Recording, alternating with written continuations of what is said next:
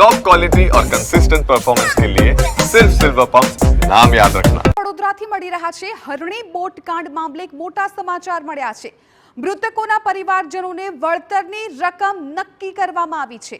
વડોદરા નાયબ કલેક્ટરનો આદેશ, હાઈકોર્ટના આદેશ મુજબ નાયબ કલેક્ટરે રકમ નક્કી કરી છે।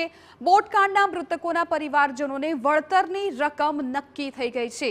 બાળકના પરિજન દીઠ 31.75 લાખ રૂપિયા ચૂકવવાનો આદેશ છે। બે મૃતક શિક્ષિકાઓને 27.89 લાખ ચૂકવવાનો હુકમ કરાયો છે, જ્યારે બે ઇજાગ્રસ્તોને 50-50 હજાર વળતર ચૂકવવાનો આદેશ કરવામાં આવ્યો છે।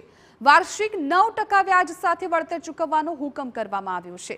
સંવાદદાતા અંજલિ ઓઝા આ મામલે વધુ જાણકારી આપી રહ્યા છે। અંજલિ, મૃતકોના પરિવારજનોને વળતરની એક રકમ નક્કી કરાઈ છે, શું છે સંપૂર્ણ વિગતો?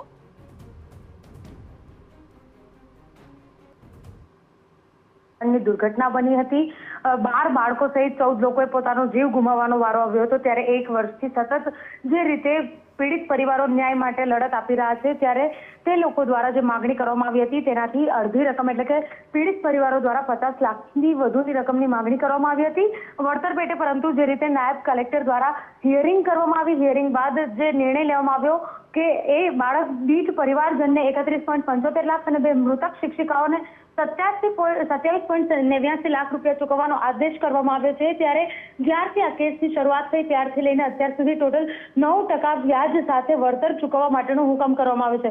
ઉલ્લેખનીય છે કે નાયબ કલેક્ટર દ્વારા પોતાની જે સુનાવણી છે, પોતાના દ્વારા જે હરણી હિયરિંગ કરવામાં આવ્યું હતું હરણી બોટકાંડને લઈને, તેને લઈને જે નિર્ણય છે તે હાઈકોર્ટમાં રજૂ કર્યો છે। આગામી દિવસોમાં હાઈકોર્ટ દ્વારા આ નિર્ણયને લઈને સમગ્ર જે નિર્ણય છે તે ફાઇનલ કરવામાં આવશે। ત્યારબાદ જે પરિવારજનો છે મૃતકના, તે લોકોને કેટલું વળતર મળી શકે છે તે ત્યારબાદ જ નક્કી થઈ શકે છે।